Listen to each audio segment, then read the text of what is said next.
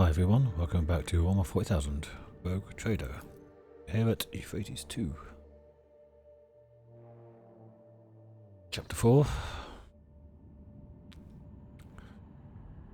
where we have to go and reclaim this against Chaos and the Cult of the Final Dawn.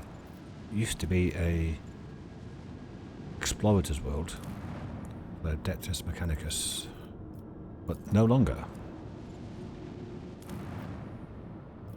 The Lord Inquisitor has tasked us to go here and sort it out. On Vigdis, Lord Captain, the United Corps of the Explorators and the Militia Forces is ready to attack the heretics who took over Eufrates II. The commanders recognise the Lord Inquisitor's sanction and agreed to cede the right of supreme command to you. They ask that you summon a council of war in order to establish the plan of attack. How should we respond? Summon to the bridge. We will hold a council. Consider it done, your ladyship, and notify the commanders that you are ready to meet them. Alright, I thought it was going to go into battle. Obviously not.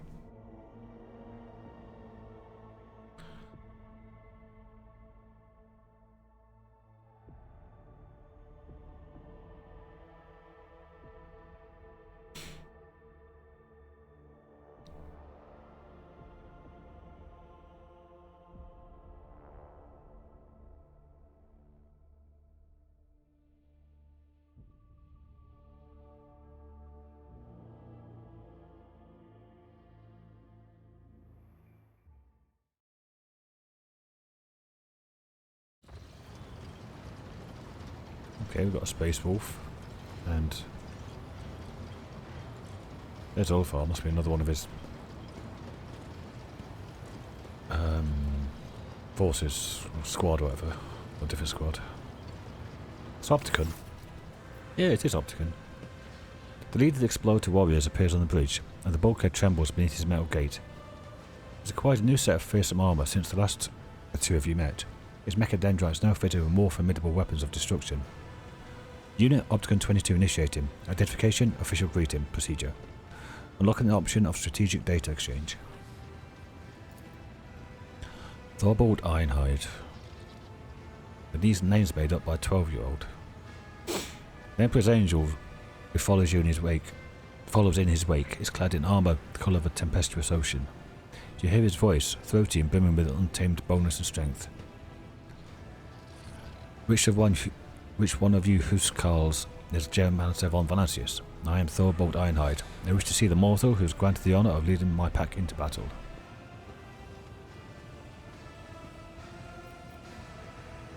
Thorbold Ironhide, you face Jellymancer von Vanasius. He takes the measure of you and nods in satisfaction. I know the habits of a warrior when I see one. You're no indolent yokke. Good. I give my approval. We will hunt the sorry heretics together. Ulfar. You haven't changed, brother Thorbold. Uppity and brazen without measure. You carry yourself on another's Drekar like it's your own. The wolf bursts into booming laughter, bares his long fangs. Such is the breed of leaders, Ulfar. We stand out. 'Tis you, Everlost, who can't find his way when the sun is right over our head. Another explosion of Thorbold's boisterous laughter drowns out Ulfar's stifled, yet furious string of curses. Opticon 22. How did you go from overseeing logistics to commanding armies? This command promotion, hierarchy status update, was executed following the death, decommission and deconstruction of the ship Teeth of the Wrathgear. The fleet's war conclave was operated aboard that vessel. Unit Opticon 22 received premature rank promotion modernization to Magus Dominos, based on his extensive catalogue of recorded combat engagements. From Pascal. May your service benefit the updated protocols that were bestowed upon you, and the new analytical data that's entrusted to your elucidation. With supply from Opticon. May the Omnissiah guide and operate this unit in its course, mission, and algorithm of service to him. Let us commence this Warcouncil. What good is another Warcouncil with the cog priest who knows not the joys of battle, who cut off his parts and replaced them with augments to please his all-knowing master? He proposed again a cowardly plan unworthy of warriors, as is his custom of his brethren. Opticon. registering a show of impertinence, data insufficiency in regard to the military craft eradication methods of the Adeptus Mechanicus. It's coming now. Take it this is the Inquisitor's slot. Your ladyship. Ishara. Are you having another fight, gentlemen? How predictable. A woman in power armour. To her or her? Walks into the bridge with an air of superiority around her. You remember seeing her before, in the retinue of Xavier Calcatar, when he barged into your chambers after your Magna Accessio. Thank you for not starting without me, Acolyte Ishara, dispatched by the Lord Inquisitor to facilitate the operation on Eufrates II. My privileges on this Warcouncil are those of an advisor. Heinrich and Ishara exchanged glances but did not say a word. You cannot help but notice the furrow that forms on the interrogator's forehead at the sight of his colleague. So, shall we begin our Warcouncil, or shall we wait for the heretics to corrupt this planet completely? Why are you here? The Lord Inquisitor entrusted me with the task of forging an alliance between the assembled fleet and the forces of the Cognizance fleet. Once this task is complete, I am to act as an observer and a special operative. What are your responsibilities as a special operative? I'm afraid the Lord Inquisitor did not give me authority to elaborate on this matter. From Thorvald, there's no surprise in my heart. The Inquisition is, as always, too ashamed of its dark deeds to reveal them to honourable fighters. It makes a show of spitting on the floor. Why did Calcazar choose you? I happen to have some experience with a large-scale bloodshed rogue trader. That, and I never failed to deliver results. What troops can you spare to reinforce our army?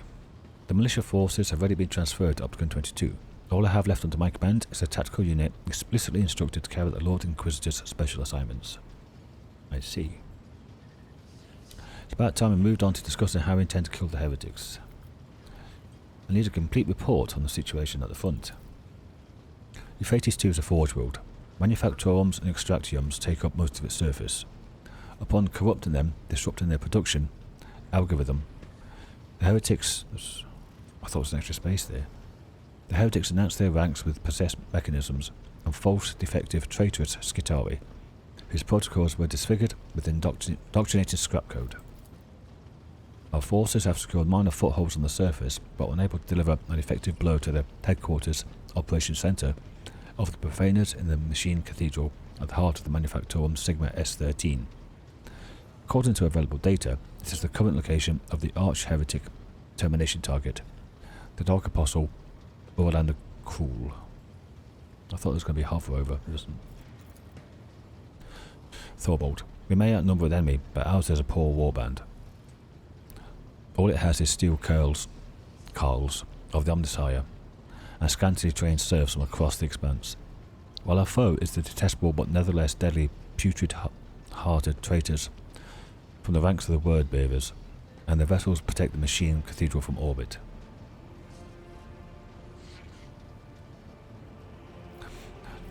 Why have you still not commenced planning to assault? There was a conflict, critical error, categorical lack of understanding of the imperatives of this operation within our chain of command. Unit Thorvald Einhide is in favour of a strategy of mass destruction, which would constitute an unacceptable violation of the right of operation. Every square metre of the manufactorums is sacred of high productivity value, which is why the Cog Priest is so intent on hindering and sabotaging our assault by fusing his forces and landing Drekars. But Thorvald Einhide won't fight on terms of priests. If my battle plan is rejected, the Omnissiah's servants can retake the planet themselves. Maybe they think their lives mean nothing compared to their precious cathedrals, but Wolf knows what his life is worth.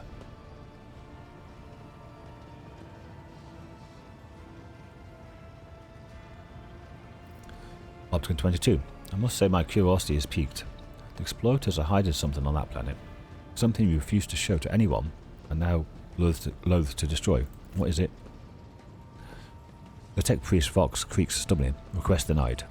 The Omnissiah's mysteries procedures conducted in Eufrates II are to remain undisclosed according to the protocol vow of the preservation of the hallowed from the profane. Thorvald. This is why in Fenris we have the priests follow the warriors, not the other way around. priests never think about the battle ahead, only their tenets and their taboos, but a wolf must think of battle and his enemy's death, not about preserving cathedrals and counting the trophies that await him. Opticon 22. What do you propose our plan should be? Our strategic analysis points towards a full-scale offensive that is the optimal course of action. The losses amongst the troops, insignificant personnel, laity will be numerous, but will not exceed acceptable parameters. Replenishing such losses will be less arduous than restoring the damage that may otherwise come to the manufactorums. Thorvald, what would you do if you were in command? I would rain down vengeful skies upon the enemy. I would plough the land of Euphrates with shells, shatter their defences, and level the fortified towers, throw their hosts into disarray. And in that whirlwind of fury, I would lead my glorious pack to pave a path of blood for the cog curls. Okay, I've heard your opinions on this. Choose your strategy wisely. It's not every day you get to heed the advice of a seasoned warrior, one chosen by the All-Father himself to bring death to the foes of humanity. You two do not get on well, do you? You read hearts like they're inscribed with runes. Let's let a mocking chuckle. It is true, my brothers and I grow tired of this cog priest, his naysay. For whatever reason he thinks himself our lord. I concur with this statement. Given that the military action's sacred purgation crusade, eradication procedure takes place in a world devoted to the machine god, Unit Opticon 22 assists in its privileged status in the matter of strategy selection.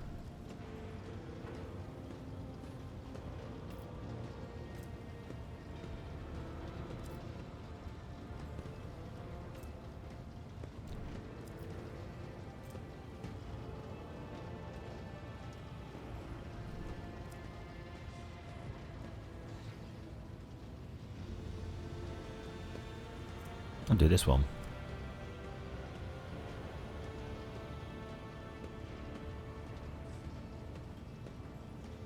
Heresy runs rampant on Eufrates II, and you two would rather waste all our strength on bickering. You are nothing but fools, both of you. Thorvald's face turns purple, but he cannot come up with a retort. Opticon 22 lowers his head repentantly, let out a banal trill. Neither of them can find the words that rebuff your pointed accusation. I shall now present to you the plan of our assault on Eufrates II.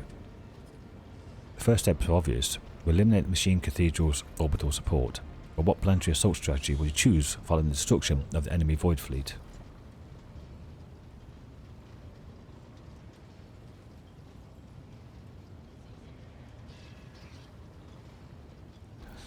We will begin by bombarding the enemy position, then advance cautiously. Conserve our troops.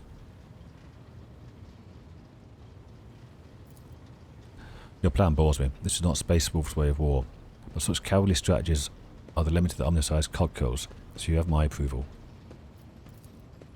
My pack will do what is asked of it, and stand at the vanguard of the assault. Until we meet on the field of battle, Thorvald looks at Ulfar with a smirk. I say the same to you, Ulfar Everlost. It is a pity your pack will not share in the glorious victory with us. Everlost.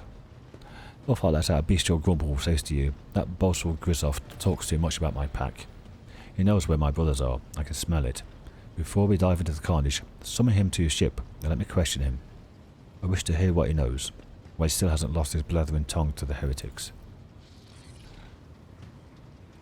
Opticon. Strategy confirmed as optimal. Updating the Skitarii tactical programs. Transmitting this unit's general blessing or authorization for offensive action. The Lord Inquisitor will be delighted at news that some semblance of order was established in the command. I wish you luck, Rogue Trader.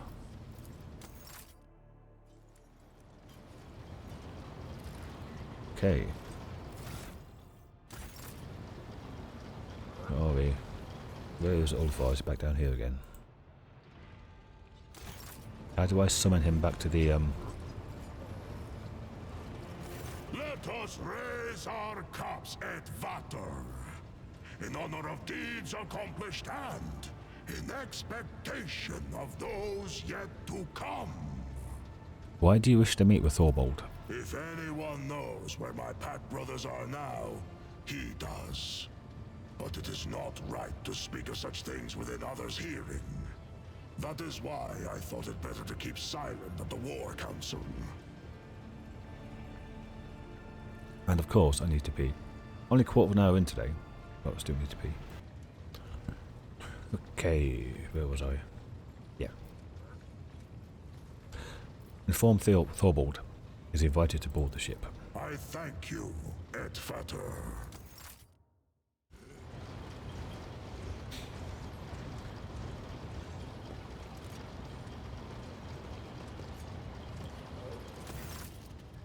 I was hoping it was going to be spoken.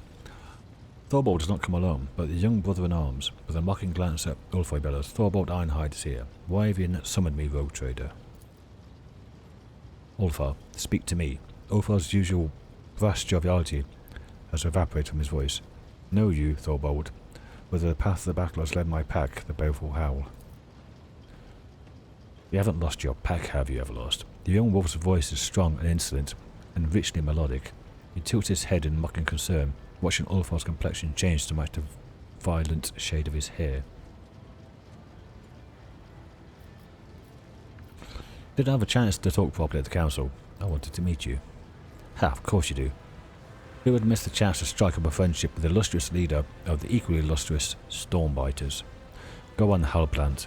Recite the saga of my exploits. Make sure to include the landing on the Void Kraken's mouth. This is Halbrand the Brave, the most sonorous voice in my pack. I don't think it was the Brave. Thorvald nods at the tall wolf, who seems to radiate the proud vigour of a warrior. I think he meant to say Halbrand the Braggart, no, for his verses often weave together the truth with his own flights of fancy. Ulfar smiles vindictively with a viciousness utterly unbecoming of an angel of the Emperor. Now it's Halbrand's turn to blush. Thorvald chuckles. Thank you for the correction, Everlost. I reckon we can do without the saga. All wolves so hostile toward one another, there's just some personal, it's just pack order, isn't it? Thorvald. It's only friendly nipping. If there was hatred between us, the walls of this glorious hole would long since be painted with the blood. Such is a warrior's nature, a wolf's nature. When we meet with strength, we test our teeth on it. Ulfar huffs a laugh in response. But there is a personal side to it as well. The Stormbiters have always tried to best the baleful howl and the glory of their exploits. Tried and failed, for my pack was, and remains, superior. Why do you call Ulfar Everlost? Don't really want to know, but Mr. Here. You do not know, I'm surprised. For that Ulfar does not care for his moniker. He's had it since his early years in the chapter, when Ulfar underwent his trial in the Cup of Wulfen. Took so much longer than the others that the rune priest gave him up for lost. Later, he received grievous wounds in the raids that he sent into stasis for a long time. Any time we'd pay a visit to the Baleful Howl, we would ask, where was Brother Ulfar? And he was always resting, and recently we went missing altogether, lost after an attack on Xenos. Thorvald grins mockingly, his long fangs glinting. Halbrand, I forget not to tell of thy curse, that of yore was laid upon the mighty Ulfar. No good death for him is fated, only to one day be lost, bereft of glory and honour. Halbrand declaims the line so sonorously and powerfully that the bulkheads begin to vibrate. Ulfar, any who cross this path, let him regale him gladly. That proud warrior Halbrand Blatherskite, singer of rumours and fine tattler of tall tales, fears glimpse no worthy deeds in his short life. Do you know what Ulfar's pack is now? Feasting with the Allfather, the Hall of Heroes, I reckon, with mead filling their horns to the brim, as valour and loyalty did that fill their hearts. Lies, did you see their bodies? Which of their brothers will avow the truth of these words? Halbrand, Ironhide never lies. The young wolf's arm cuts through the air like an axe, and he angrily points at Ulfar. And you, Everlost, watch your tongue unless you want my dagger to deliver a penance of eternal silence upon you. No, we do not see their bodies, but we heard their ranting and raving, which shall only lead to the jaws of Morkai.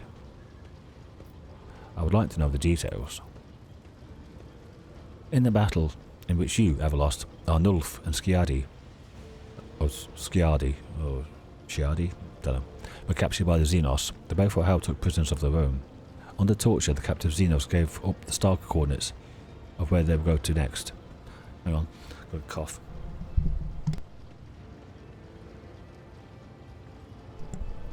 Ugh. Some important meeting, it seems.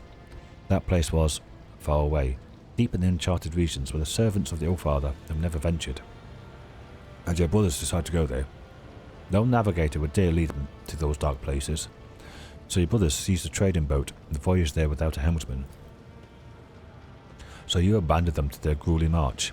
Ulfa's voice drops to a menacing rasp. Lower your hackles. I urge them not to throw away their lives in vain. Nothing but death could await them among those malevolent stars. We all came here to serve the Allfather and repay our blood debt, not to die for naught. Or have you forgotten that, Everlost? What will you do with this knowledge? I'll take a drink of coffee.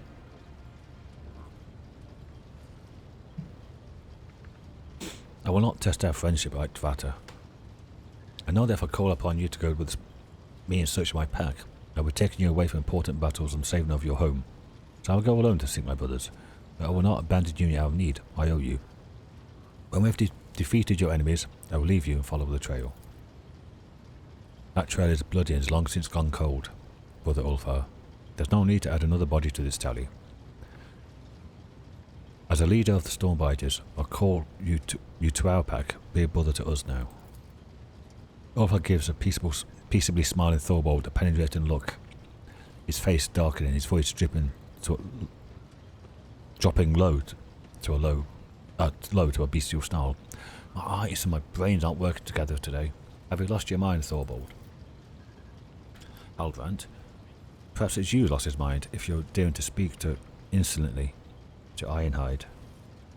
Halbrand's insinuating tone is driven with such menace that even the drawing of a sword could not have made his threat any clearer. What makes you so certain they are dead? When the baleful howl was setting off, we exchanged gifts. Our pack runes. Every 10th watch, a priest cast the runes, and saw what fate they revealed. 50 watches after the baleful howl left, the runes showed calamity. 60 watches after they left, death. Since then, the runes have been voiceless, and the patterns hold no meaning. And that's it. The spirits deceive you. Your priest went a little soft on the head, forgot how to read his runes. And for that you give my pack up for dead, cowards. The runes do not lie, Ulfar, you know this. I'm sorry about your brothers, but their fate is clear. Why do you want Ulfar to join your pack? He is our brother. He should not be left to wander the galaxy in the company of ordinary mortals, all alone. Wolves are like sharp knives. We hone ourselves against each other, and without brothers, Ulfar will rust and grow dull. Be with us, Ulfar. We will take you in. Go to hell, Thorbold. They'll take you in there. Thorbold, your associate too often speaks when no one's addressed him. Giving you a disgruntled look, Thorbold sternly cuts you off. When it concerns wolf matters, Halbrand will speak if he wishes. Do not forget that we are the chosen warriors of the Allfather, O traitors. Treat us like your servants at your peril. Ulfar's eyes flashed with fury. Stop there, Thorbold. This mortal rescued me from captivity and proved her valour. I will not stand here and allow her to be disrespected. So you hold this mortal above your brothers? Being without a pack has turned you feral and stupid, Everlost. Ulfar's right. He's loyal to his brothers. Stay out of wolf business, rogue trader. I will not reveal the coordinates of the place to which your brothers travelled. Respect your Ulfar. That is an order. You're too quick to call yourself my leader, Thorbold. Go and bark commands at your pups. Halbrand. Who you calling a pup, Everlost? Unlike your pathetic pack, we will soon go into battle and accomplish great deeds. But you, coward, that you are, want to shirk your duty. Ulfar's and Halbrand's roars merge into a single word, duel.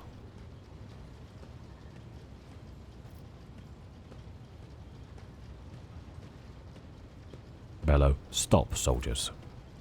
The harsh shout drowns out the two wolves who are ready to lunge at each other. Quiet, both of you. Have you forgotten where you are?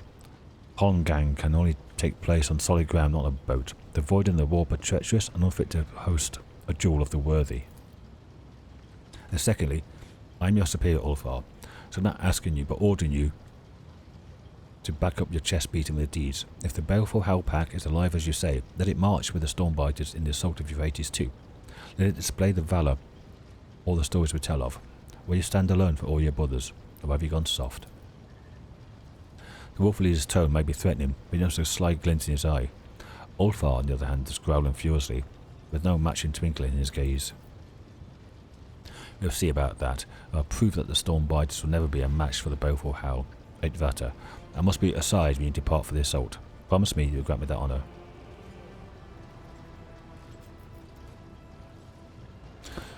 Thorbold, why will you not simply tell Ulfar where to look for his pack?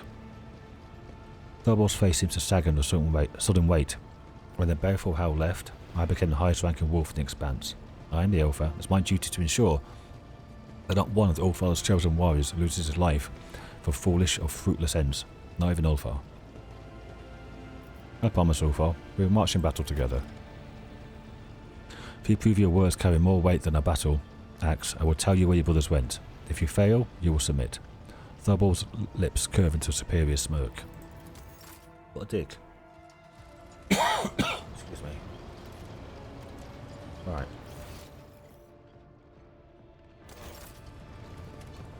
I guess I'm taking Ulfar down. Let us raise our cups, Fenris.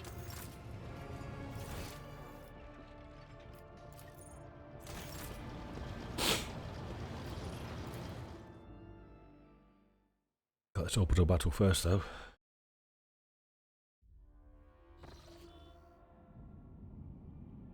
A quick save. Just pick up. Oh, is there not a battle? I thought there was a battle.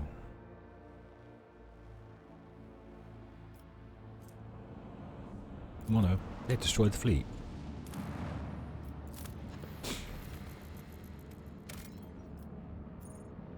Orbital battle. The road trader's ship took its place in the centre of the attack formation. The right flank was guarded by the sacred combat vessels of the Adeptus Mechanicus. The left consisted of a combined forces gathered by the Lord Inquisitor, headed by a frigate of the indomitable Space Wolves. The enemy deployed their ships in a wide arc in an attempt to surround the squadron, but the heretics' plans was not to be. Thorbold and Upton 22 sent their detachments forward, tying up the enemy in combat, presented the Lord Captain the chance to deliver a blow to the very heart of the enemy position, where the flagships of these traitors to humanity awaited their final hour. Okay. Strange we have to go to click on the planet for that. I guess it was to get the background story into it, rather than a book event. I'll be your beacon in the darkness. We have one ship and it's over here. There's a heavy cruiser with heavy shields. Okay.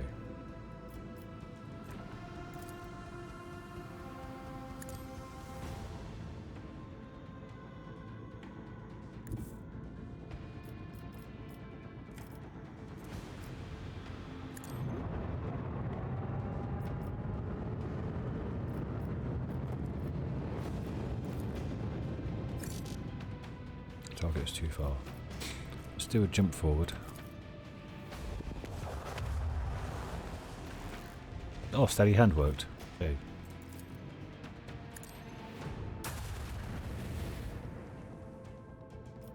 Let's try get this vulnerability scan. Please be here, we're here. No, it's on the bloody arse end, innit? Fine.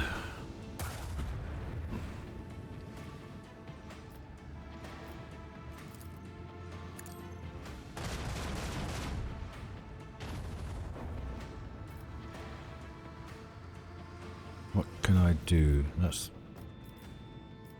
Nothing's really up yet, so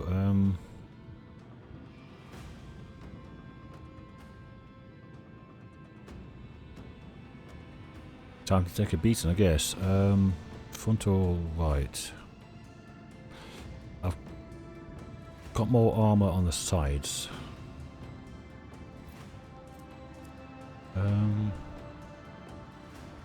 I'm hitting them on the side. But that just could be... I'll do the front. That could be a mistake.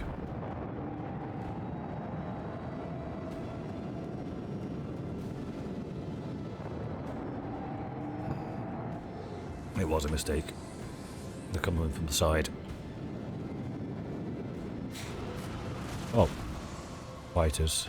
Okay.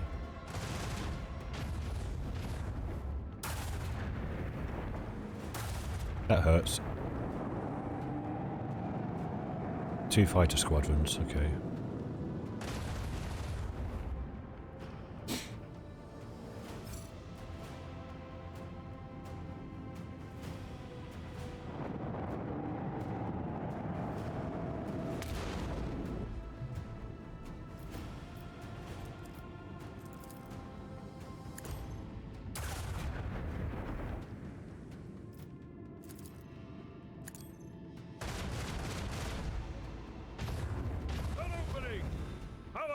Batteries await your command. This won't work on this chip because it's too heavy. Yeah. Yeah.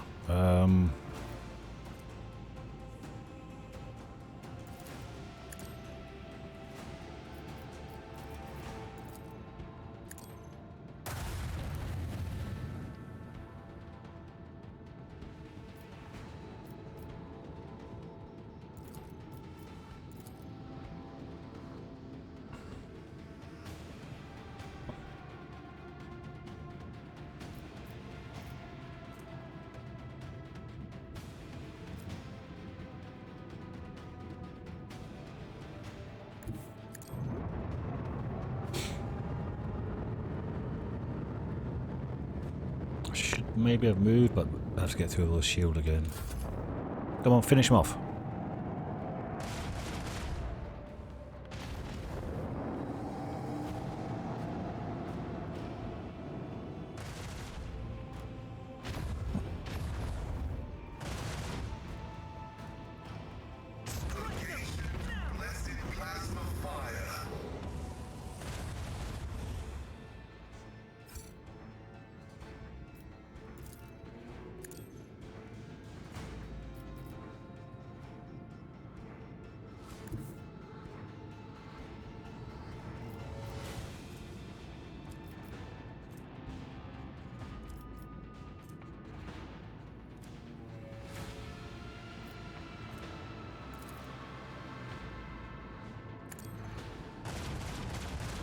Gonna hit that back shield.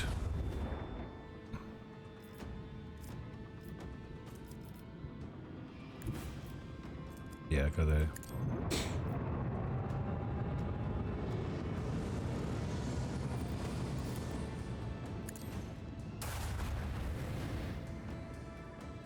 These beam weapons might kill that as well. I don't know though. No, they didn't. If only I could do that. But no, can't. Turn that one though. No damage, but whatever. I'll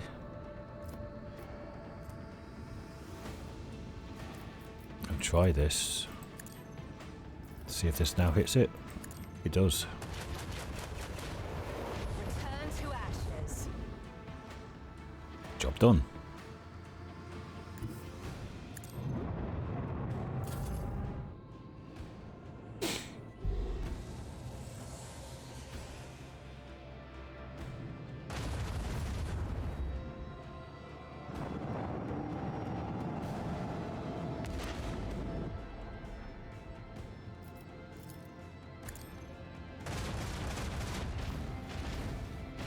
Yay. Our technological superiority was obvious. It was indeed. Ship does need a repair though. Launch the planetary assault.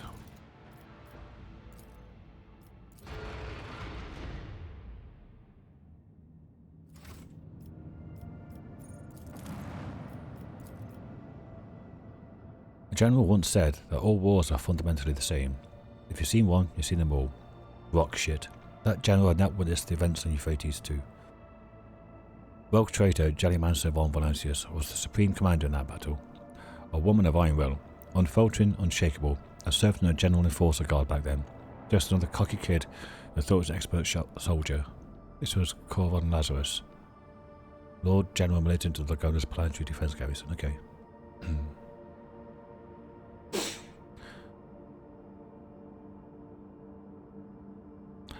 The Emperor was gracious to me. He gave me a chance to realise just how wrong I was. Most of my comrades didn't get a chance like that.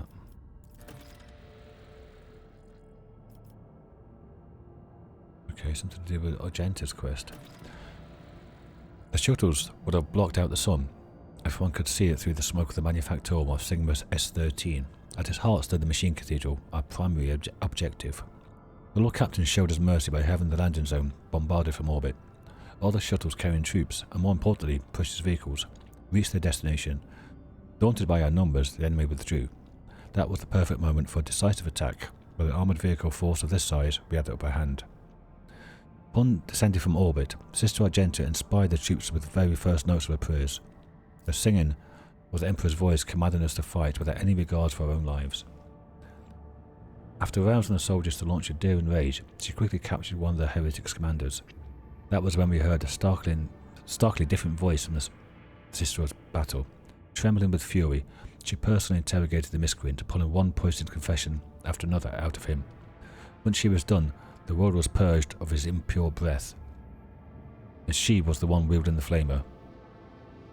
The sight of that heretic writhing in flames was imprinted upon our memories, shining a light on the cruel darkness of our immediate future like a brilliant beacon.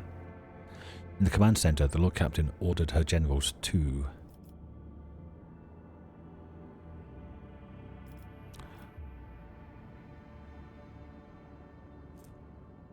Now, they all pulled back. We got too fast.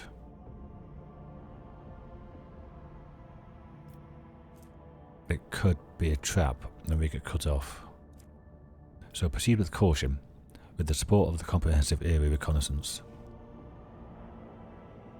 We are commanded to prepare our Auspectors and commence the assault. We consigned our lives to small green vid screens and their machine spirits.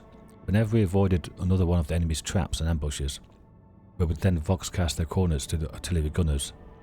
While the commanders rained thunder and lightning upon the heads of these skulking whoresons, we gave the Emperor's peace to the west, making slow but steady progress towards the city walls. Yeah, I thought there might be traps. Ambushes. Pushing through the ruins of sacred workshops, we looked with awe upon the machines that, up until that point, had remained forbidden to the eyes of the laity. Those were palaces of incredible and frightening technology, voidship assembly halls, alchemical atriums, sacred arsenals, generators producing invisible fields unsettling into the mind, and scriptoriums containing knowledge of the horrors best left undiscovered. Oh nice, got an awareness test. Excuse me. In one of the chemical chapels, we came upon a shipment of cisterns containing hallucinogenic gas. The tech priest protested this substance was not designed for warfare, it was created for higher rituals, but the officers wasted no time pumping our artillery shells full of that gas. At last we reached the gates of dock Mu-514, the threshold of the metal nightmare that was Manufactorum Sigma S-13. However, the initial attempts to storm the dock shattered against the enemy's defences. Magus Dominus Opticon 22 proposed a tech sabotage. He could send a small Skitarians behind enemy lines and have them subdue the spirits in the area's defence systems. Thorbold, the fierce leader of the Space Wolves, produced to send infiltrators behind the walls to kill enemy officers and weaken the dock's defences. The Lord Captain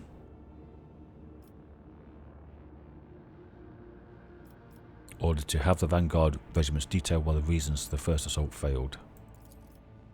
The influence of the ruinous powers had corrupted the twisted dock MU-514 beyond recognition. Many potential approaches were blocked by walls of flesh, fused with metal and anomalies that bent reality around them. Hundreds of possessed machines assembled on Eufrates II rose against us. The enemy was expecting us to strike, and we needed to disrupt the defences before attacking. Okay, let's do that. Proceed with tech sabotage.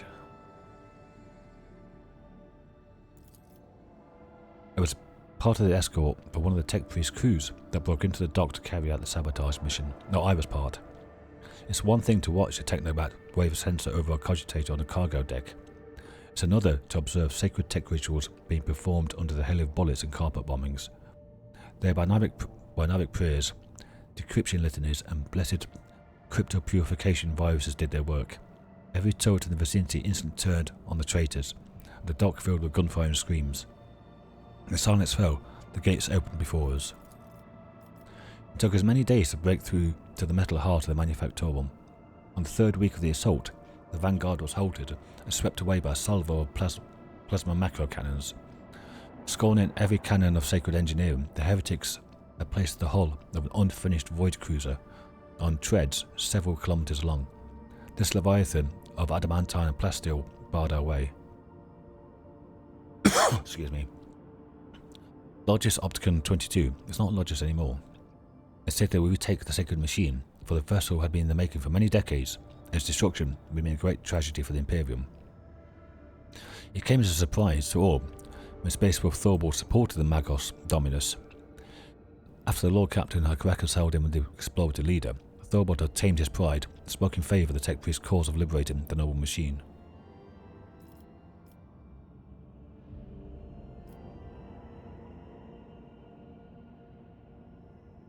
Jesus Christ, an entire voidship dropped on.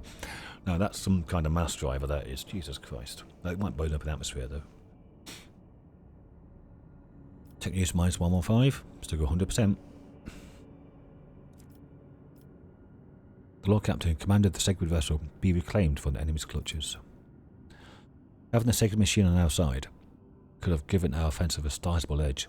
Our orders were to get a landing force to the cruiser's bridge, escort the engineers to the main cogitator. Our shuttles used the turrets blind stop excuse me, to deploy elite troops on the board cruiser. While they were engaged with the shrieking heretics, the engineers reasoned with the machine spirits of the main cogitator and initiated the blessed purgation protocol on the inner decks. It took us 3 days to drag every last cultist's corpse out of their compartments. Slipping on pools of blood mixed with sacred unguents, we made it to the machine cathedral. Jesus Christ. Got lemon rust tanks there. Sorry, heretic here and heretic stuff over there. Oh, they're pointing the same way? Looks like these are coming this way. These. A gargantuan hall breathed in with the flames of 1,000 furnaces, the last bastion of the enemy army.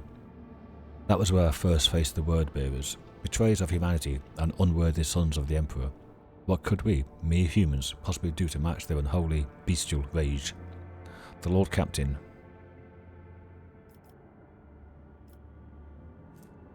Oh, yeah, Marine against Marine.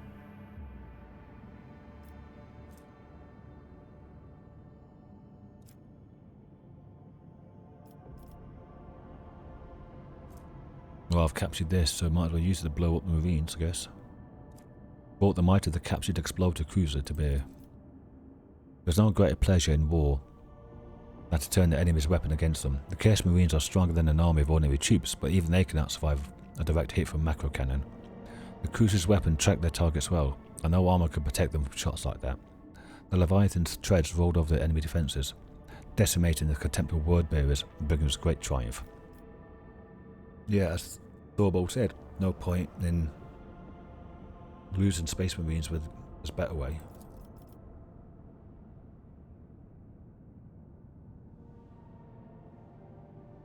And that's when it came. Doom Screen. An ancient and bloodthirsty halberd, a merciless executioner forged from adamantine and ceramite.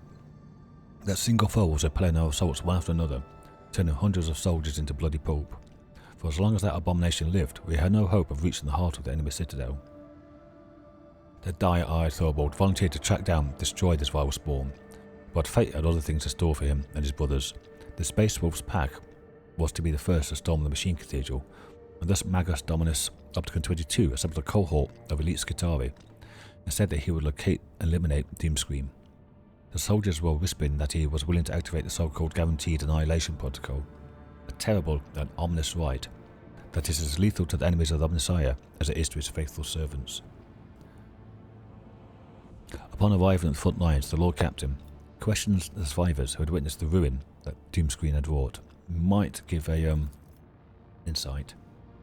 Those lucky enough to have escaped with their lives had little to tell us.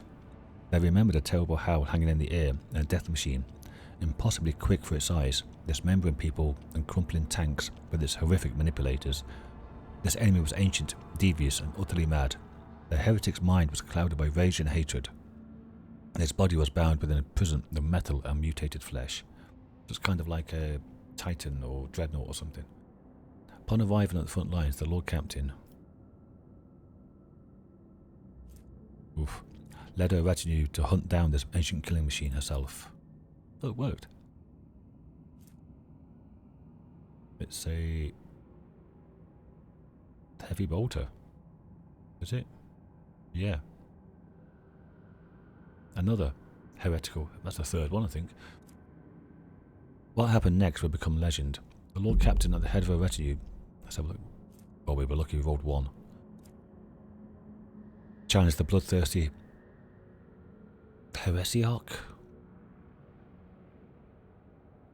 I guess it's heresiarch that crawled out of the darkness of time. She dealt the wicked executioner a heavy and mortifying blow, and this doomscreen was routed.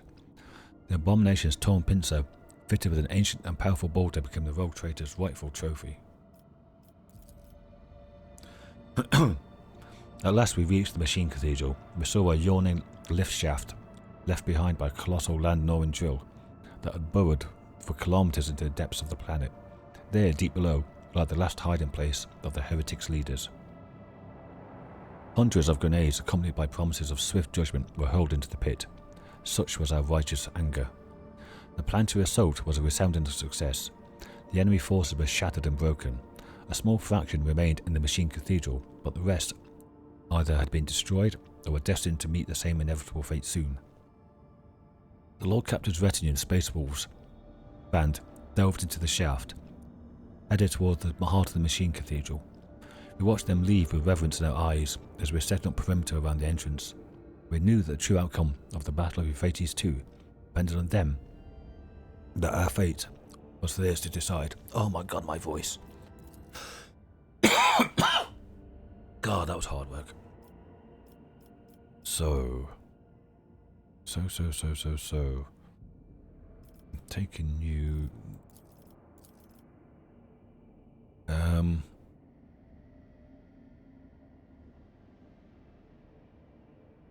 Debuff tech, long range, burst, melee. You get more shots off than you do in a round, I think. Also, you can do burst. You're very short range, but really good at buffing. Okay. So. That's what we're doing.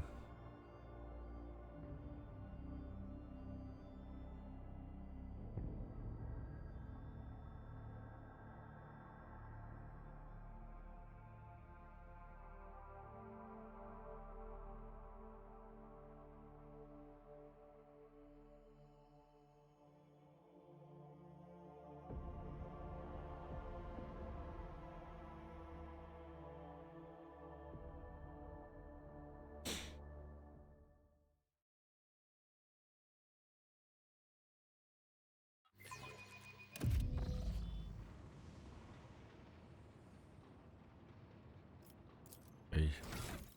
That's 3 ranks here. Oof, dear.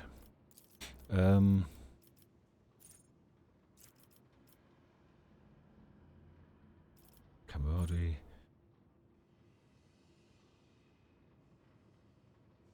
It's not really going to be that good.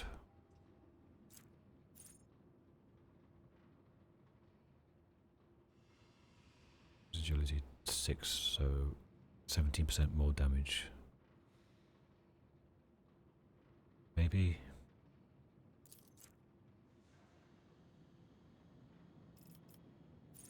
Doesn't have cover. Doesn't have cover.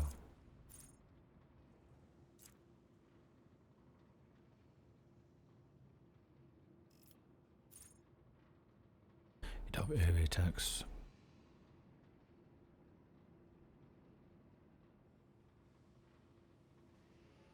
It's only for the next attack, it doesn't stack.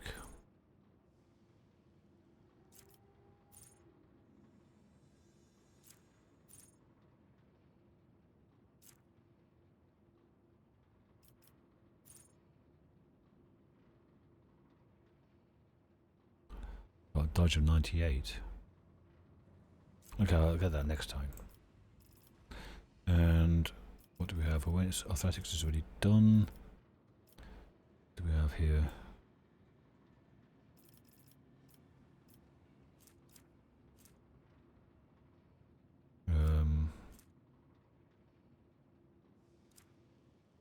There's nothing really here, is there? Awareness, I guess. Next is, I'm either going for trace the trajectory or maybe rapid reload or rack and ruin. No, not that one. What was the one for the Swift Slaughter? That's what it was. That.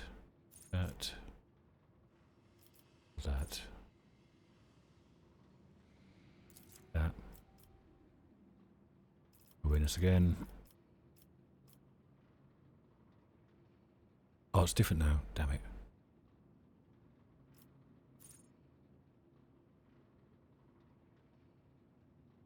Okay.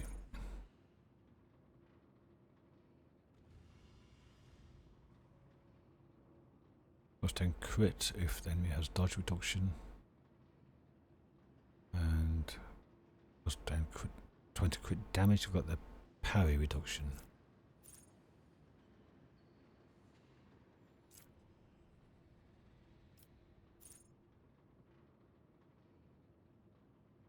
That's only work if someone's been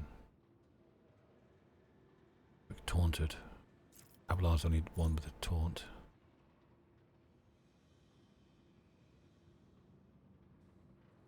Does not stack, but still better because that might work into something else, but you can't get both right now.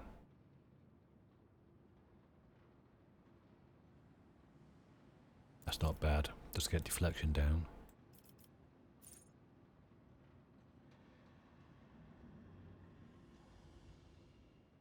Almost 95%.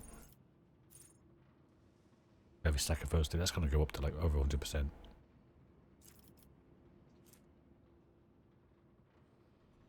Can it ever? I mean, Pascal's got 97%.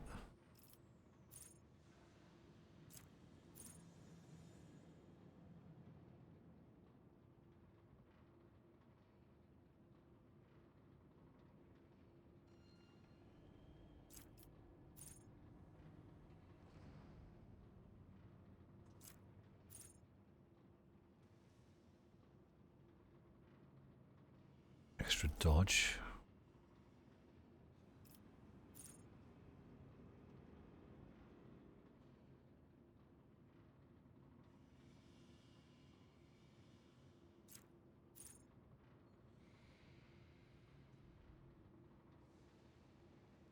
That's good. I guess cheaper to move around and run around. Okay. So do a weapon skill or agility? Agility, I think. Okay, so that's that. And I'll save it here. Saving game is impossible, is that because it's paused? Yep, cutscene. Let's do this cutscene and then end the episode.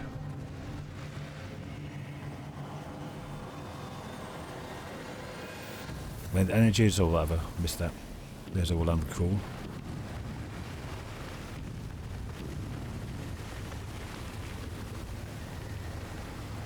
Two Marines here, some cultists. Right, I will save it here. Can I save it here? I cannot save it here. No. The giant clad in dark crimson armour is in the middle of a sinister litany. His words turn to a repulsive, ethereal stench and flakes of otherworldly ice. He does not notice your presence. Conrad's here. Must add the next to him. The same cannot be said about Conrad Voigtveer, who stands at his side. His completely mutated turquoise eyes flash upon seeing you. He flinches but remains silent, hesitant to interrupt the ritual. Oof, dear me.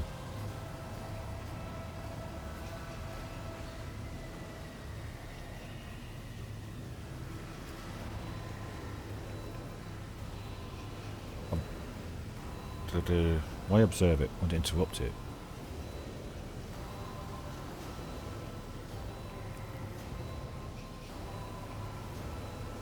Thorbold, and that's my arrival. For this do, Thorbold takes aim and sends a bolt right into the sorcerer's back. Hey, you foul-blooded spawn of worm-ridden womb, we've come to rip your guts out. The sorcerer reluctantly turns his burning gaze towards you. So, you're the one who was eager to meet me, and your own demise. Rejoice, brother Twilight. Today you become the new rogue trader. Voidbeard's deformed features twist with a bloodthirsty smile. Yes, master, I will rectify my mistake and reclaim what was stolen. Examine the machine. The platform beneath the sorcerer's feet is a drilling machine, massively tunneling shield. This mighty mechanism can gnaw through underground rock, bunker bulkheads, reinforced with adamantine, or anything else that might lurk in the planet's depths. The corrupted servants of the Deus Mechanicus scuttle around the heretic, muttering twisted prayers of ignition and attempts to persuade the omniscient majestic beast to awaken and rend the world's flesh. Excuse me.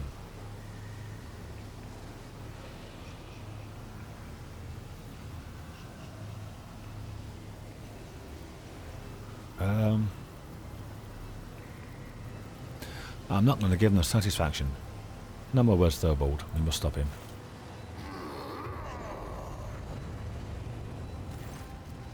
The wolf lets out a chilling howl and his pack ready their weapons, acknowledge him as an unequivocal order to kill. With a solemn gesture of his hands, Urlan thunders in fury. Let those who blaspheme against the true gods beg forgiveness in vain. Let their lips be sealed, let their hands be severed, let their souls be reaped and scourged.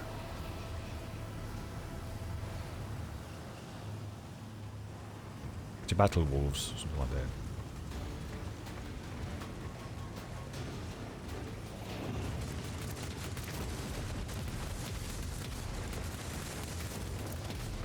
Thorbold's coming with me.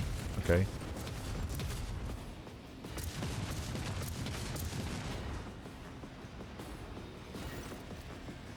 A glorious fight awaits. Take heed with the silver-tongued traitor, for his old sly and strong. But by the All-Father, the wolves will spill rivers of blood today. The horrific display of profane sorcery appears to have filled Thorbold with joy and anticipation rather than fear. Have you encountered Urlan before? No, or else his head wouldn't be still hanging on his neck. But my pack has heard plenty about his strength and ignominious misdoings. One can see the evidence of his malefactions all across the Koronus Expanse, like bear tracks upon fresh snow. We stalked him and looked for a chance to clamp our jaws around his throat. But the craven knows well to hide behind the backs of his heretical lackeys. What madness of witchcraft was he attempting back there? He wished to wake the tunneling behemoth. If you hunger for my thoughts, Urlan is searching for something down below, and in Manufactorum's deepest halls. My woes destroyed the energy fountain times the drill, but the detestable malefic still found a way to revive it with his heinous magics. Pascal. Another blasphemy, though too many to count now. Pascal's dry voice is rattling like a heavy vehicle's chain track, like mine is as well at the moment. His visor lights up with a blinding green, then blue, and you hear a metallic moan coming from everywhere. It's as though the Manufactorum itself was being tortured. What is Urlan after? What is he trying to unearth? Don't ask, for I know not myself. Calcazar treats his allies like a Fenrisian mushroom farmer treats his produce. Keeps them in the dark and feeds them shit. Didn't see fit to enlighten us about the secrets of Eufrates II. But it's no matter. Whatever it is, we mustn't let the loathsome malefic claim it. We'll deal with him. You're a brave one. You're not easily deterred. Good. They'll find a way to reach the tunneling platform, where you give the mangy sorcerer something to worry about. Thorbold exchanges glances with his warriors. You could swear they all smile anticipation inside their helmets.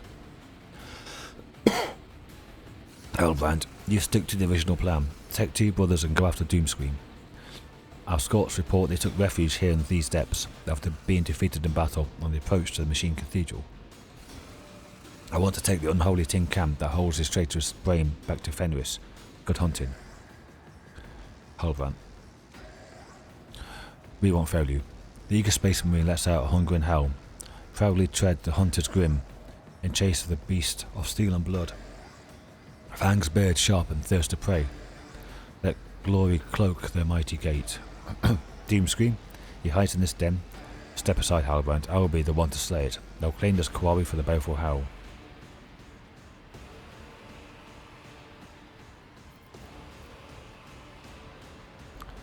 If Ulfar kills Doomscream, that will prove that the baleful howl lives. How? If it comes to pass, I'll be the first to raise a cup to the proud name of this ferocious pact. You set out to hunt this beast. Do you seek to best me in hunting, Ulfar Everlost? None are faster or deadlier than the Stormbiters. We will see, young wolf, we will see. Can you just get over it? Stop wanking each other off. Luck be with you, warriors. Haida Rus, Jellymancer.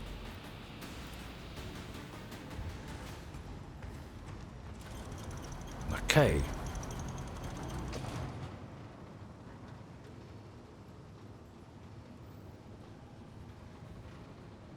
Rise to the top. I can move. Get left in the dust. I'm going to save here. That was a long episode. Lots and lots of talky talk. And my voice is going, as you can tell. Next episode. Machine Cathedral. Until then, thanks for watching. And I'll see you all in the next episode, I hope.